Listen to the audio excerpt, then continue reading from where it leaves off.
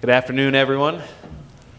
Welcome to our private equity funds update breakout panel, and good to see a very full room here. This panel I'm very much looking forward to. I'm Josh Westerholm from Kirkland and Ellis. I'll be your moderator this afternoon, but we have a kind of a unique panel to give two very useful perspectives to folks in Chief Compliance Officer or similar seat. We're going to hear from Igor Rozenblit from the Securities and Exchange Commission, as well as from two very experienced and accomplished CCOs. I'm going to let the members of the panel introduce themselves, and then we'll dive right into our content. Thanks. So Igor Rozenblit, I co-head the Private Funds Unit in the Office of Compliance Inspections and Examinations. Before I move on, let me just give the disclaimer, which is that the thoughts I'm about to express are mine and do not reflect the thoughts or positions of the Commission, the Commissioners, or any members of the staff. Hi, I'm Joanne Harris. I'm the Chief Compliance Officer for TPG. We're a global asset management firm with offices around the world with a little over 100 billion AUM. I've been with TPG for over 5 years now, and before that I worked with SEC enforcement for 12. Before I joined the staff, which I love the job, and I was telling Igor earlier, I loved my time at the Commission. I would hope to have the opportunity to go back someday when I'm ready. But before I joined the SEC, I was in private practice. I was a deal lawyer for a handful of years, and then before law school, I was a CPA and auditor for a couple of public accounting firms. So I have an interesting background, I think, and an interesting perspective, and hopefully we'll have a very interactive session today. Hi, I'm Gwen Reinke. I'm with Vista Equity Partners. Is it working? No? Lena. Maybe you have to get a little closer to it. Oh, is it working now? No. I'm going to borrow yours, Joanne. Gwen Reinke, Vista Equity Partners. Testing? No, okay. Our firm is over 60 billion in cumulative capital commitments. We've been around for about 20 years. We invest in enterprise software, data, and technology-enabled solutions exclusively. I've been in the industry for over 30 years. I've been at Vista since 2014. Prior to that, I was with another firm for over 20-something years. So I think I was in the industry technically before it was called private equity, which is kind of scary to think about. But like Joanne, I started out in public accounting. I worked for Deloitte for a number of years, and then in the middle of my career, I went back to law school, joined the private equity firm prior to Vista, stayed through there, became general counsel and CCO, and then came over to Vista in 2014 as their CCO. So I love being in this industry, love compliance, and I hope we are going to put on a good panel for you guys today, and you learn a lot. Igor gave his disclaimer. I know that Joanne and Gwen would also want me to give the disclaimer that any aggressive positions they describe or incidents of non-compliance are from a friend's firm or something they've heard about elsewhere in the industry. I'm Josh Westerholm. I've been a partner at Kirkland since 2010. In the industry for a couple of years beyond that. Kirkland and Ellis has now the largest fund formation group of attorneys in the world, and certainly has as its bread and butter private equity firms from very small first-time shops up to the mega private equity institutions, and hope to be able to share some of that experience with you. Regulatory topics are on everyone's mind in this room, and certainly as new rules are made and existing rules are at the forefront of everyone's mind in the CCO seat, we just wanted to start out with a little bit of background specifically on the private funds unit, Igor. And I'd love to open it up to you to kind of describe where PFU came from and what it does. A lot of folks have been examined by the SEC, but from someone in a more local, regional office, and would be useful for folks to hear. Sure. So the private funds unit's been around in one form or another since 2014, and then we were formalized or created in kind of a more permanent structure in 2016. For me, just to back up a little bit, I spent a lot of time in the industry working as a GP and then an LP. And then after the Madoff crisis, I joined the asset management unit in the Division of Enforcement. And the asset management unit was created under the theory that you could penetrate deeper into some of these more complicated products with expertise. And so I worked there for 3 years, and the private funds unit has a very similar thesis behind it, but it's in the Office of Compliance Inspections and Examinations. So the Office of Compliance Inspections and Examinations is the exam program, and I think there are 1,200 people there. The private funds unit is 2 assistant director groups, about 25 people at this point. And really we have a 3-pronged mission. One is to build kind of pattern recognition in our examiners around the products that we cover. So private equity, hedge funds, real estate, all private funds. 2 is to identify emerging issues and flag them for the commission, both from kind of an investor protection standpoint, but also from an informing policy perspective. And also, and then the 3rd prong is that once we've developed the expertise, which I would argue I think we have, we could be now resources for others at the commission who could use us as leverage on their examinations or their enforcement investigations and rulemakings. If I were to describe kind of how we're different, other than just, we have expertise from some of the other groups in the exam program, we're very, very business-centric, and I think our goal first when we start an examination is to understand the business that we're examining.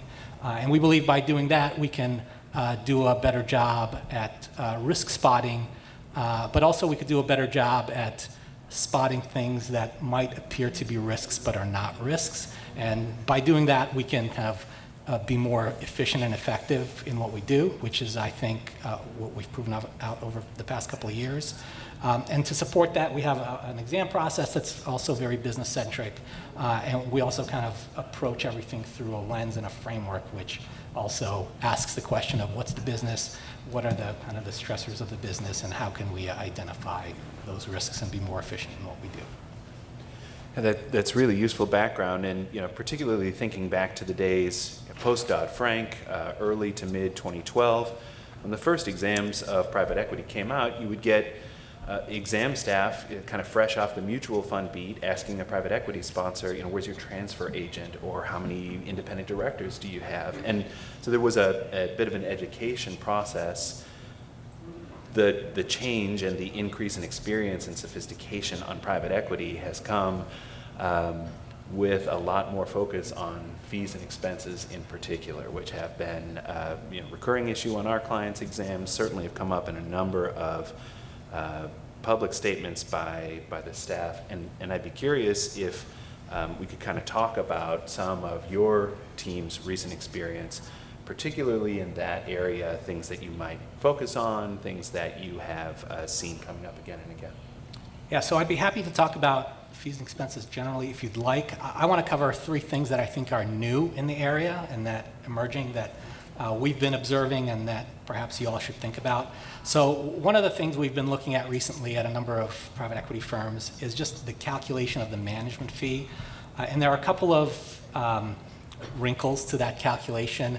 One is, I think you're all familiar with the question of what asset is written down versus what asset is written off, what is disclosed about that, and how does that factor into calculating a management fee on funds that are outside of their commitment period.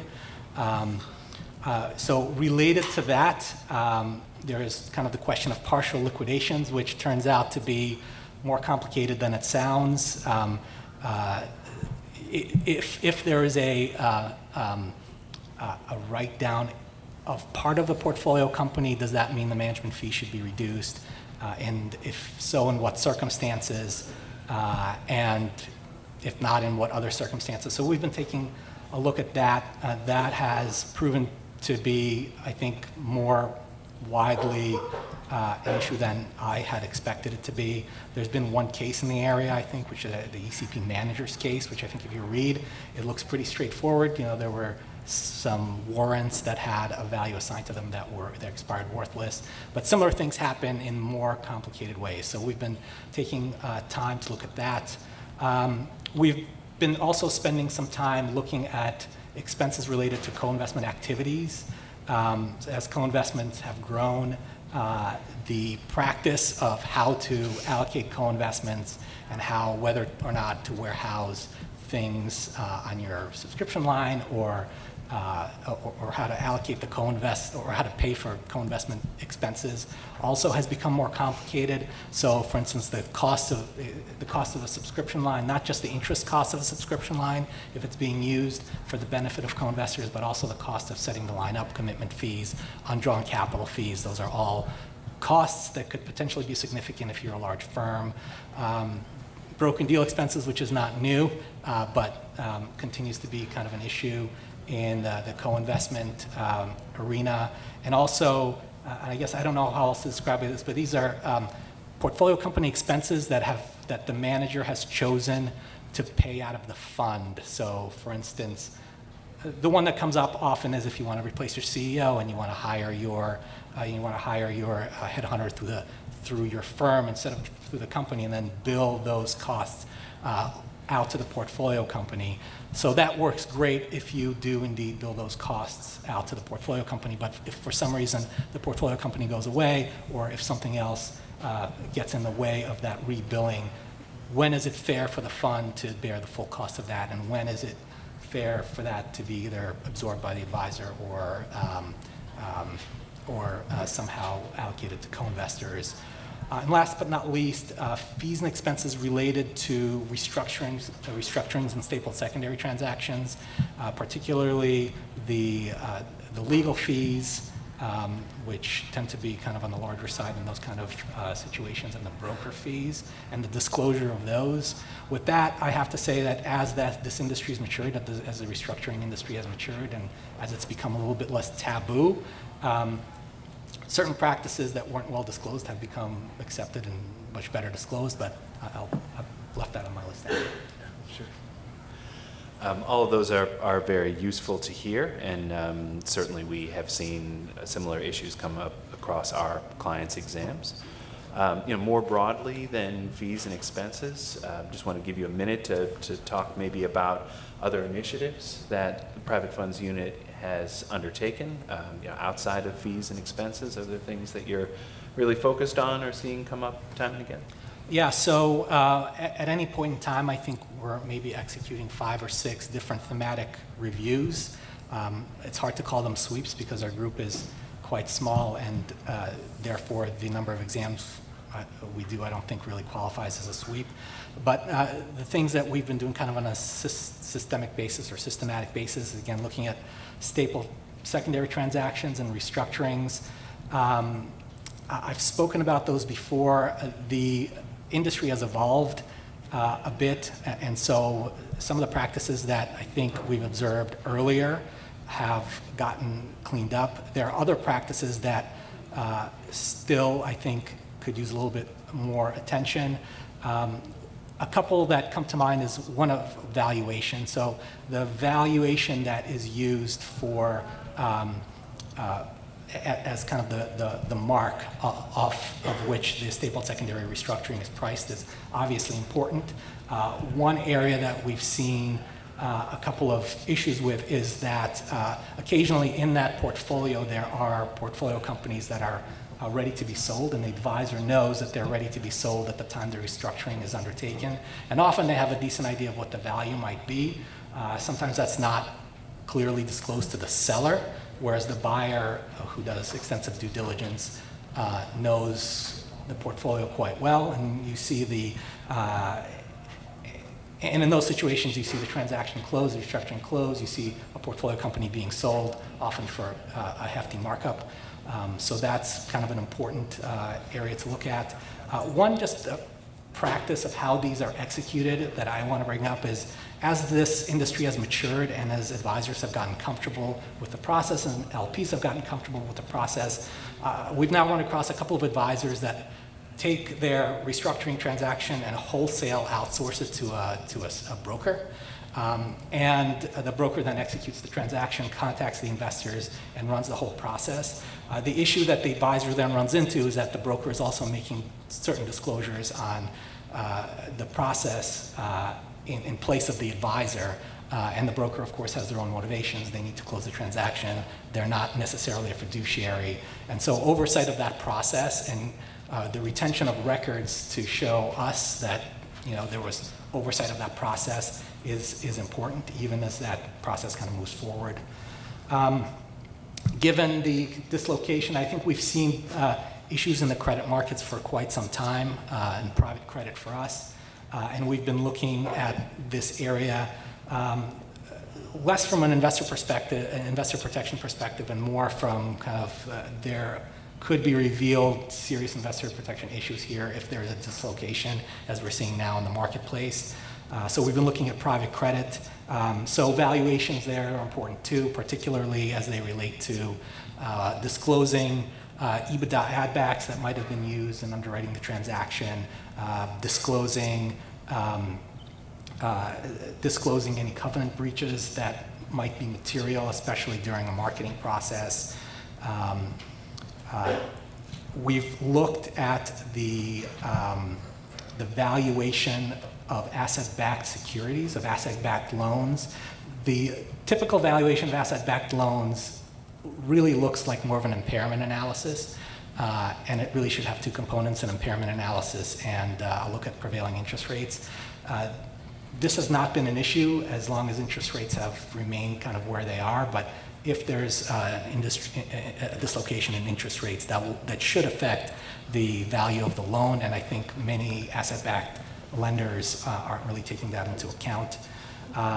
We're looking at also kind of risks associated with season and sell transactions, particularly when one fund has a board, one fund doesn't have a board. The IRS rules kind of don't want this to be kind of a methodical, every loan gets sold at the same price, but at the same time, you as the advisor are a fiduciary for both funds, and you have to kind of balance that in the interim. And again, in a dislocation environment like we're seeing now, what happens to the loans that are on the onshore fund with the idea that they were going to be seasoned sold? Are they going to be sold or not? So those are kind of issues that interest us. And on the real estate side, insourcing and related party service providers of brokerage services, legal services, property management services, and the relationship of some of these real estate private funds with special servicers and kind of the transactions that occur between structured products and private equity funds. There's a case actually out there called Talimco that our group was involved with that you might take a look at for kind of an example of what could go wrong. Yeah, that perspective is very helpful, and I'm sure there are a lot of folks kind of working through those same issues here in the room as our clients almost universally are in some form or other. I'm noting the same thing that you've noted, the increased transparency in the industry since, over the last several years, comparing private equity funds partnership expenses definition in 2020 when it's 12 pages long to what it was in 2012 when it was a slim paragraph at best. In many ways, the increased transparency is easy because you can work with your lawyers and your accounting personnel and get things disclosed in documents. But one thing that remains a challenge year over year is compliance culture. And internally, we hear from clients of all sizes and across all years that while the CCO takes compliance very seriously, getting that to permeate all of the functions of the organization can be a challenge. And so I'd like to sort of open up to our CCOs, and Joanne, looks like you have the microphone closer to you. Maybe we'll start with you. Just to discuss, compliance culture. Setting up a compliance culture is a very important thing as far as future exam results goes. And what kind of steps have you taken to set up a compliance culture? Yeah, great. I'm sure you guys saw me furiously scribbling notes while Igor was talking. This is a rare opportunity. I'm supposed to be a panelist up here sharing my wisdom, but love hearing all the different initiatives and trying to check, are we thinking about that? So yeah, I think compliance culture is very interesting, and I think every firm is going to be very different from kind of like your starting point, right? So for my organization, I'm only the second global CCO that TPG has ever had. The person who preceded me sat in that role for 9 to 10 years. He did a great job, but like a lot of firms, when we were much smaller when he started, he was one of essentially 3 lawyers. And I like to just tell the anecdotal story of how he landed in that seat. Was he was a deal lawyer, one of 3 lawyers, the 3rd lawyer to join the firm, and it was a little bit of eeny, meeny, miny, mo, like who's going to be the CCO, and he got the job. And so, he was balancing, I think, early days between building a compliance program with doing deal work, but then slowly over time, the firm was growing so much that he, sort of became the dedicated CCO and built a tremendous foundation when I showed up. And so when I arrived, I think the culture was still, I think, TPG, if I'm being honest, has a bit of a family office-y feel to it, in that we're very collaborative. And I like to say that the people that I work with are very nice guys and gals who are just looking to do interesting transactions and to do right by our investors. I think along with that, sort of what I walked into is a little bit of less structure than I would think that, coming from SEC enforcement, than I wanted. So my sort of immediate task was, how do I start to fortify and more formalize the stuff that happens here? The stuff is happening and we're doing it, but how do we create more committees, which, some of the business people might naturally bristle at? How do you build more, enforce more formality into stuff when people are thinking it's not broken, why should we do this? And so what happened, I think, sort of coincidentally, was we had a co-CEO join us who was the former president of Goldman Sachs, and Goldman has a tremendously large compliance group. So, his expectations immediately were, his mandate was, the firm should feel like compliance is everywhere. And I said, I hear you, but there are only so many of us now. And he said, well, you better get going and building your team in terms of sizes and resources. So I've really taken his mandate to heart. The other good thing, I think, from a culture perspective, is I report to the co-CEOs directly. I do have a dotted line to my general counsel as well, and I work very closely with the purely legal side of our business. But I think that mandate to be everywhere gave me the ability to, in some ways, areas where I might have been less visible before, I just sort of pushed my way into the conversation, into the room. So I would say the other interesting thing that happened along the way was I was promoted to firm partner. And I think from just a standing perspective, that was really beneficial to me and kind of where I sit and what I do. And so I think, visibility is a big deal. And I think, making yourself relevant to the business is also, being known as a problem solver. And I know I always tell my team this too, because sometimes we do have to push back to make other functional operational groups in our organization actually go lead certain processes, because I always tell them, anybody in our organization can make anything a compliance problem, because they know if it lands in compliance, something's going to be done with it. Our team is going to get it over the finish line and resolve the issue.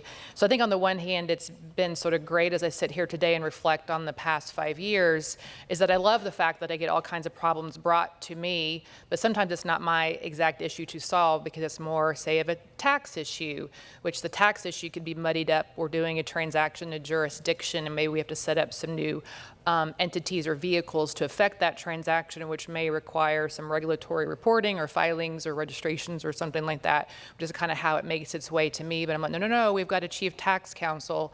He needs to get involved here too. So I think the only other thing I would say on the compliance culture, and I'd love to get Gwen's perspectives as well, is I think it's, at least for me personally, it's been really helpful because I do have an SEC background, is I can very quickly say, this is exactly what the regulator, for example, Igor, would think about this. and I'm not making this up. Like, I will just tell you, this is how this is going to go down. And how does that feel to you? I don't think we want to, structure something that way. I don't think we want to, create an exception to a process for this.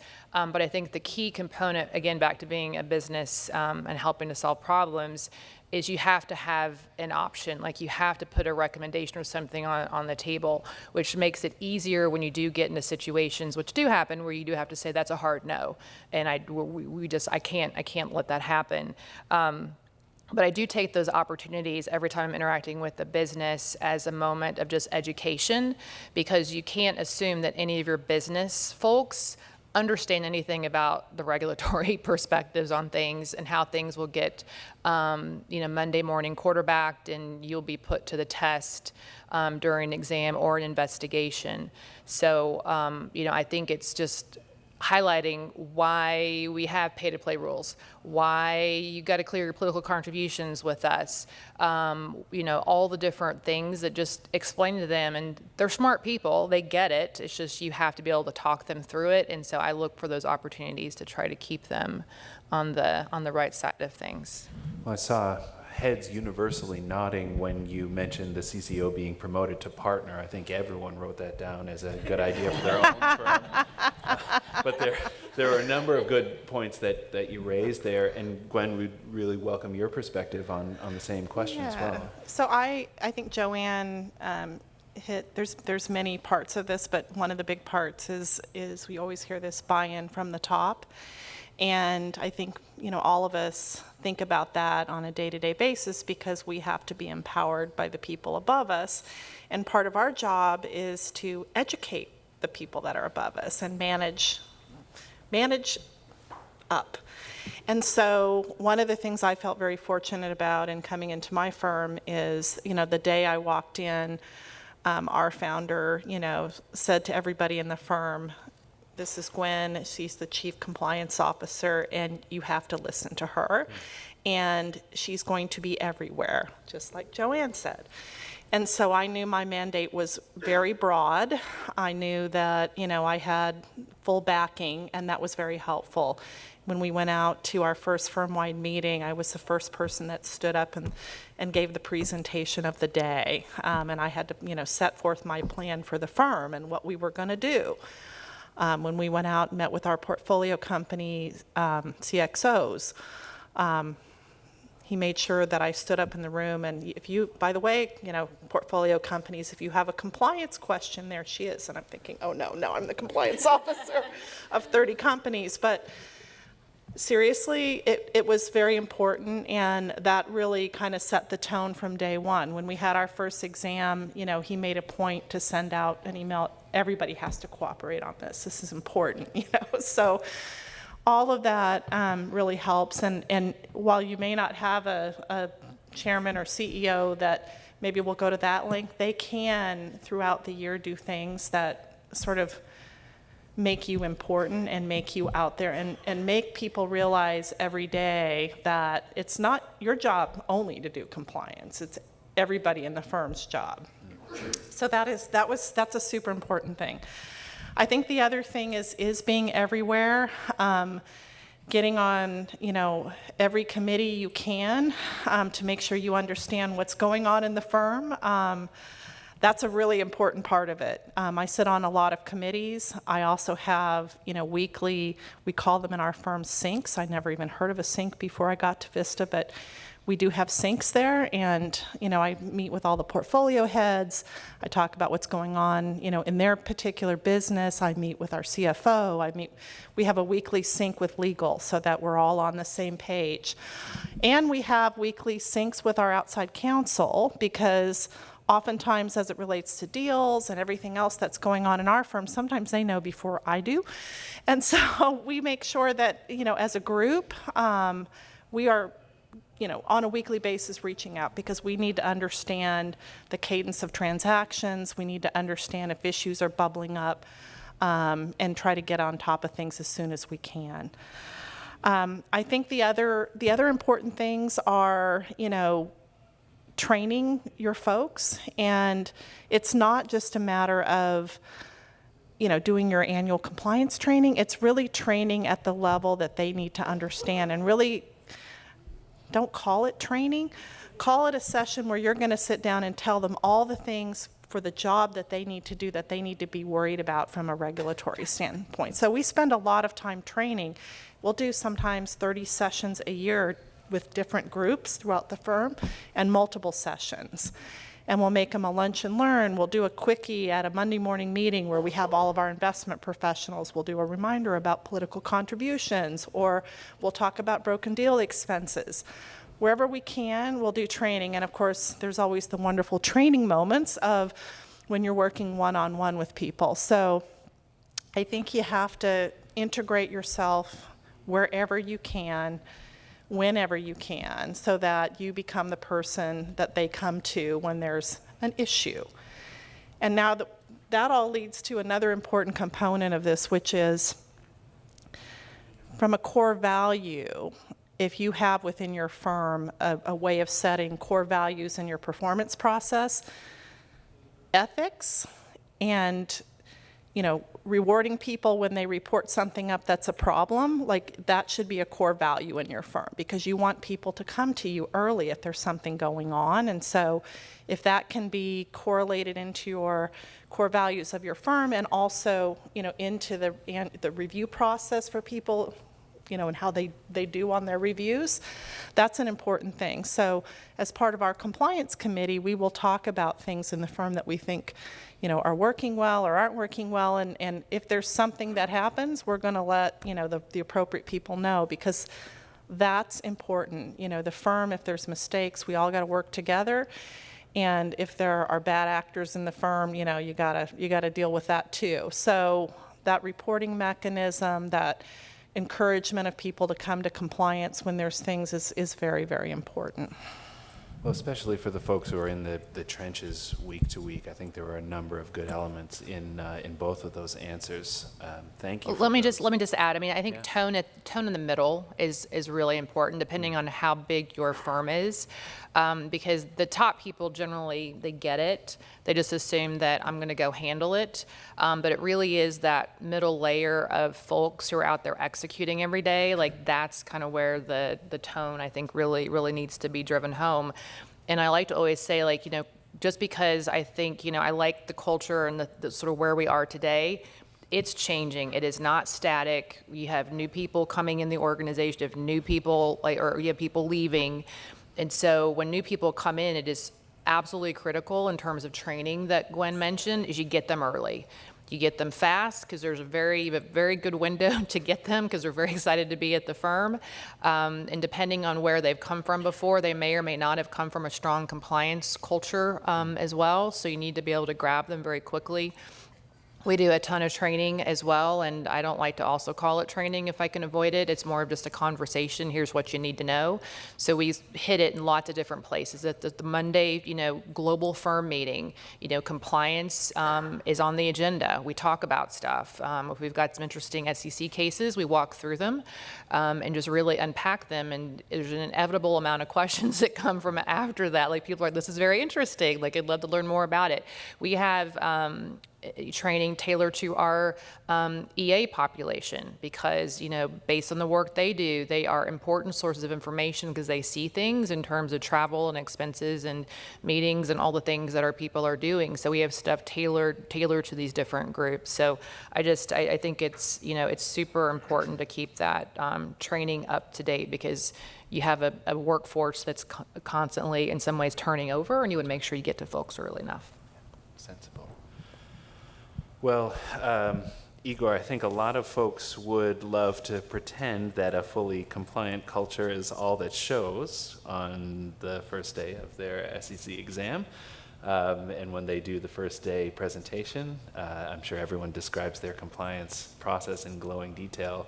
I'm sure the reality is you can see fairly quickly from when you arrive whether there is a compliant culture and whether there is tone at the top. So I would just say, what does your team look for in this area? What can you tell when you show up? Yeah, so actually, I don't know if I agree with you. It's actually quite hard to tell from an examiner perspective what the tone of the top is and who's responsible for what. So we're often stuck in a position where we have to pick up some kind of external signals. The two that I think everyone would agree on as positive signals are a chief compliance officer who appears to be empowered, as Gwen said, goes to committees and knows what's happening, and knows the ins and outs of the business. And also, and I guess this is maybe the same thing, but a chief compliance officer who doesn't need to refer to others in the firm to answer questions that are not super complicated, but somewhat complicated about the business and the compliance structure. One thing that I think really demonstrates to examiners that a firm is serious about compliance, which is actually quite inexpensive and that many firms don't do, is just have the CEO of the firm or the managing partner come to the first day of interviews and give a 10-minute spiel about how important compliance is to that person. I think when that happens, it's just from my observation, I tend to be skeptical about these kind of things, but I think most people, it's not that they take it as a positive signal, but the lack of that, they often take as a negative signal about the culture of compliance. So that's kind of where we are. I know that there have been at least a couple of instances, I think, in my experience where, after the exam process, we walked away saying this CCO is not competent, the compliance program is terrible, and then there's an enforcement investigation, and what is instead revealed is that actually the CCO is actually quite competent, but was facing significant headwinds and really was between a rock and a hard place. So we do the best we can with that, and we just try and focus on the facts of our findings, but it is something that I think is important to try and demonstrate. That's a sensible outlook on it, and I think folks will appreciate that, especially for the CCOs who are facing internal headwinds, sort of knowing that the truth comes out, even if it's on further investigation. I might like to transition very naturally into the next question that we often get from our CCOs is, what kind of liability do I personally face? For the folks who are trying to command the attention of management where they don't have the support that's been described. There's been quite a few staff statements on CCO liability, and I would be interested to hear your perspective. Yeah, so I think we've put ourselves, for better or for worse, in a position where we kind of have to reassure the industry that we view CCOs as kind of an extension of what we do, and we understand that the position they occupy is both challenging and very, very important. There have been the reason we have to do that is because there have been some enforcement cases that appear to have charged the CCO. I mean, from working in enforcement, I'm sure you all know that oftentimes it's hard to get all the relevant facts into the order and into the press release. So often all the facts are not known by the general public. I think Andrew Serezny came out and gave three prongs to determine whether or not a CCO should be liable, and those prongs come from one of his speeches. Number one, affirmatively involved in the conduct, obstructs SEC examination or investigation, or exhibits wholesale failure to carry out responsibilities, which is the area that I think most people are worried about. I can just tell you from my experience, I've now spent a decade at the commission. In my experience on the enforcement side, if there's an enforcement investigation, there's obviously a compliance failure. I've been involved with dozens of private equity enforcement investigations. I've never been involved in a discussion of whether or not to charge the CCO except in Telemco, whereas the CCO affirmatively was involved in the conduct. And on the exam side, I think maybe I've got 150 exams under my belt, all in private equity. There's never been a discussion about let's refer this CCO. We have cited CCOs under 20647C, I think, and there are a couple of reasons to do that, but we've never referred one. That's just my experience. Yeah, that's helpful, and maybe there's some comfort for the folks in the room. Certainly that Zresny speech was a shot heard around the world among our client base. I think very few staff statements have lit up the Kirkland switchboards as much as the statement that CCOs are still in the line of fire, more or less, from that. But your perspectives are very useful there. Maybe we can wind the clock back from CCO liability and say, preventatively, maybe shift the conversation to, how can a CCO identify risks? And to that, I might put that to our two CCOs on the panel, and just from the perspective of somebody who is a CCO for the first time, or a CCO kind of taking on a new role at an organization. Gwen and Joanne, is there something that you would recommend to someone who's a new CCO coming in, discovering risks in the organization?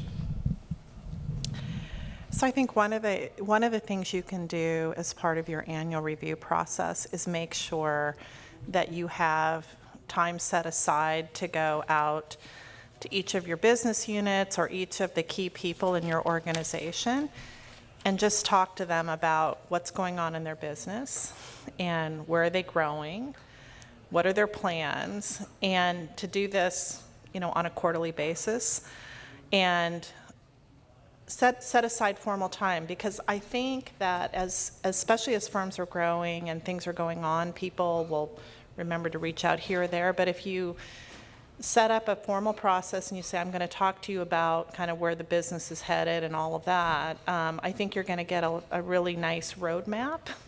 And with everything new that comes, different regulatory things that a business needs to think about. So I think that's really important. I think I already talked about, the regular syncing up with folks in your organization, try to do that, because you're going to then understand what's going on either transactionally or from a business perspective, and that's going to help you identify specific risks at the time. And I think, again, I think if you sit on committees, and I think that is one area that I think is very helpful to me, do your homework. Make sure that you're participating in those committees. Make sure you're preparing for them. Make sure you understand what's on the docket. If you're on the valuation committee, get a list of all the valuations in advance. Do your own risk analysis. Determine what's kind of doesn't look right to you. Do some deep digging so that you're ready for that committee meeting. And that's really important. I think it's more than just sitting and listening to what people have to say. It's the before and after that are the most important on those committees. Thanks. Joanne? Yeah, I think this goes back to what Igor was saying when he had some remarks earlier as we were kicking off, is around just being like business centric. And so I think, one of the things I try to live by is just understanding exactly how stuff works, and maybe that's a product of my early audit public accounting days, because when you're a dingbat just out of undergrad and you're being assigned to go talk to a controller about why the numbers change quarter over quarter, and you had to write it up in a way that to explain to your audit senior as to exactly why that made sense or why something's reasonable, I go back to that sort of basic grounding quite often, because and especially in this business, it's a very complicated business, from just the fund structure the way that the different products that are out there, the stapled secondaries that Igor mentioned. I mean, it's just the industry is very innovative in sort of different ways of how we think about new products. And so I think just asking, not being afraid to ask what you might think is a dumb question, but just really trying to get under the hood and understand the business. So I completely agree with Gwen's assessment in terms of, having those touch points with the business. And honestly, I mean, the best way to ask is I pretend I'm just interviewing somebody. I don't like to tell them I'm interviewing them, but when I sit down with a business unit lead, that's exactly what I'm doing. Is I'm asking them, like, what's going on? I read something in the news the other day. How do you think about this? What are the risks in your business? Where are we headed? If we had the SEC in here, what questions do what do you think are the soft spots? Where do you think, what worries you? And when you just start having a conversation with people, I mean, you can actually get a lot out of it. And that does exactly provide a bit of a roadmap. And again, it's not like this is a one and done type of thing. I think you have to keep doing this over and over and over with folks. And so ultimately with the business, it becomes a conversation with compliance from a risk perspective. I completely agree again with the committees. Depending on the size of your firm, you may not have that many committees that are more formal. We've got valuation committee, investment review committee, valuation, allocation committees, risk committees, operational risk committees, fee and expense panels, and guess what? I'm on every single one of them.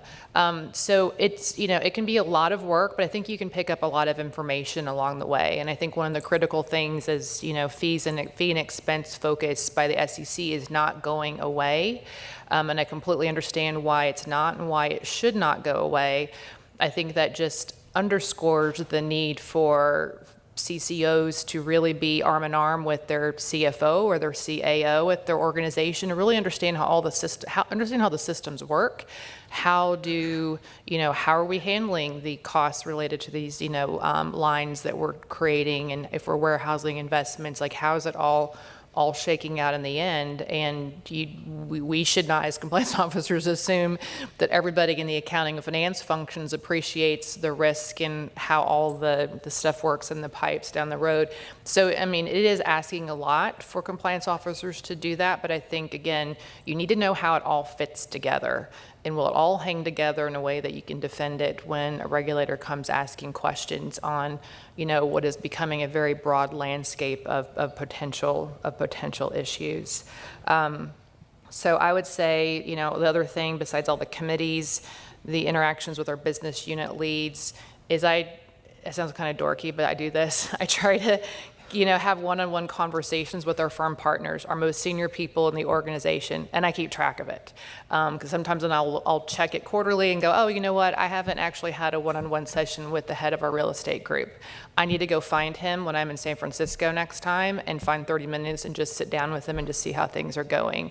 And I may or may not have a real live real estate issue I need to talk to him about, but I've actually want to make sure I'm top of mind, and inevitably our conversation, can be very interesting. Oh yeah, actually we're looking at a transaction. Oh, you should go talk to so-and-so to make sure, I've been meaning to get, to get your attention on this one. So it's just a nice way to keep up those touch points, which I think are absolutely critical, because I think the SEC is going to expect all of us to have our programs tailored exactly to our different businesses, which are changing on a daily basis. The one thing too is looking where you can to use technology to help you find risk and, exception reporting, and Joanne's really good at that in her organization.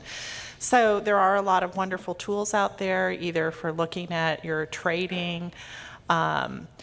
It's amazing what you can do if you think about the systems and the information that's tracked within those systems and the kinds of reports that you can get out. You have to be creative, but those kinds of the data that you have within the organization, oftentimes just taking a step back and saying, how can I use this data creatively to help me in my job?